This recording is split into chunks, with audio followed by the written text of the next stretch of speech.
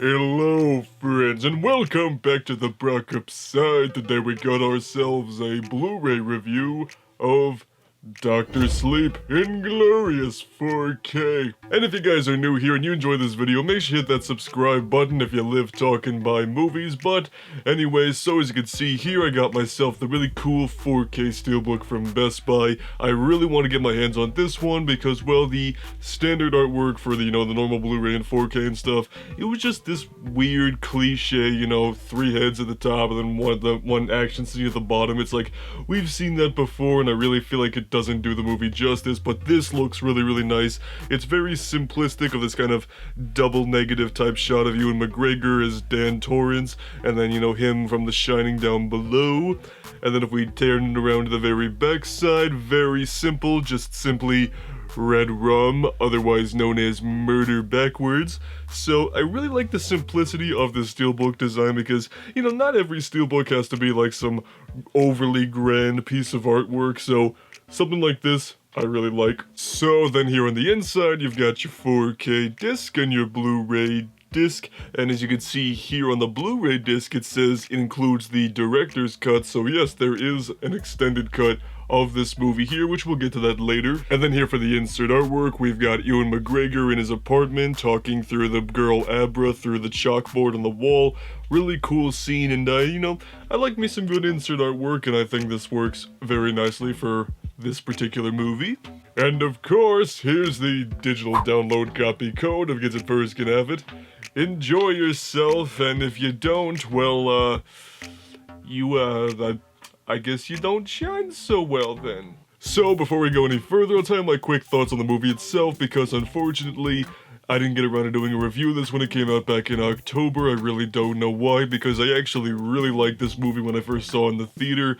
I think Mike Flanagan did a really good job of adapting Stephen King's book into a movie while also maintaining the continuity and the imagery from the original Shining, because as some of you are probably aware, Stephen King wasn't the biggest fan of Stanley Kubrick's Shining movie because he feels like, Stanley Kubrick left out a few important details, like not dealing as much about Jack Torrance's alcoholism and things like that, which was an important subject to Stephen King. So this movie covers that a lot more. We get to see Dan Torrance, struggle with, dealing with his father nearly killing him in the Overlook Hotel when he was 5 years old, and, going into the same alcoholism and things of that nature, and then trying to pull himself back up and learn to do the right thing, helping this one girl who shines very powerfully, and then these other people are after her. And one thing I really appreciate about this movie is that it doesn't just feel like The Shining all over again. It's not like a story of, oh, let's go to the Overlook Hotel and oh no, guy with axe trying to kill us. No, because this tells its own standalone story, because it deals with, other people with this, shining ability, and, maybe some bad people want to do bad things to, keep their shine or stay really powerful and things like that, which I think is really good.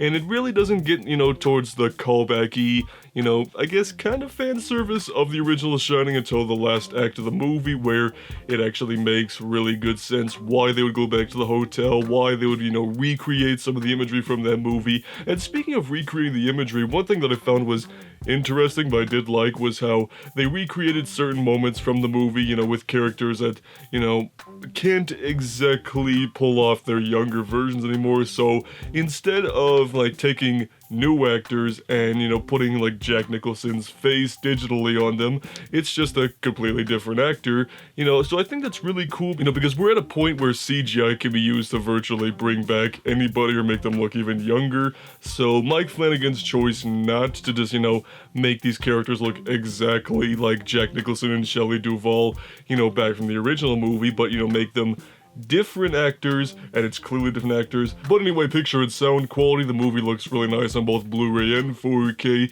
and we'll get to bonus content in a minute, but first let's talk about, well, the extended cut or the director's cut. Now, the theatrical cut is about 2.5 hours, and this one brings it to about an even 3 hours. And after watching the director's cut, it's nothing that like significantly changed the movie or adds new story elements, things like that. It really just takes what the theatrical cut did and just kind of expanded upon it, so to speak. So you got, some more flashback moments, some more moments with, Doc and Dick, That sounds kind of weird when I say that out loud, but, you know, it's just a few little moments sprinkled throughout the whole movie, which I think is really cool, and I think it does, you know, just kind of take what was good about the movie and just make it a little better, because, like I said, the movie itself, the theatrical, is really good, but I do think the director's cut's pretty cool. It's not going to be for everybody, I don't think, because, you know, not everyone wants to sit through a 3-hour movie, but I think either way, if you choose the theatrical or the extended, you're going to have a good experience either way. Although, unfortunately, the extended cut is not on the 4K disc, only on the normal Blu-ray, which is going to annoy some people because, you know, it's like, I want to see the long version with all the pixels. So, which is kind of a bummer, but it doesn't bother me that much. And it's kind of weird, though, that the extended cut is on the Blu-ray, but the bonus features are on the 4K. It would usually be the other way around. But anyway, speaking of bonus content, there's not a lot in here. It's like a little over 30 minutes long. You know, just kind of talking about, you know, returning to the Overlook Hotel and, you know, revisiting the story of The Shining based on Stephen King's sequel book from a few years ago. So it's not overly long, but you do get to learn a few new things here, like the very short time period they had to recreate the Overlook Hotel as opposed to Stanley Kubrick, who had significantly more time to get it done.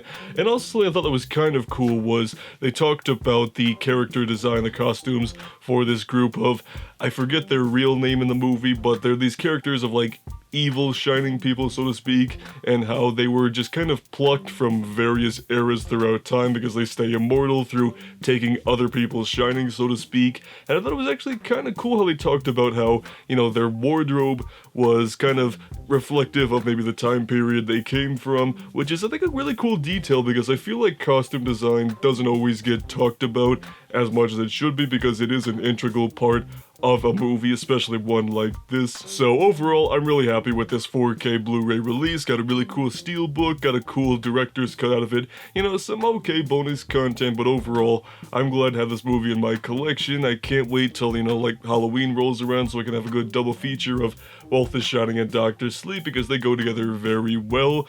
But yeah, so let's wrap this shit up. So, those are my thoughts on the Dr. Sleep Blu-ray, and again, if you haven't, make sure you hit that subscribe button if you live talking by movies.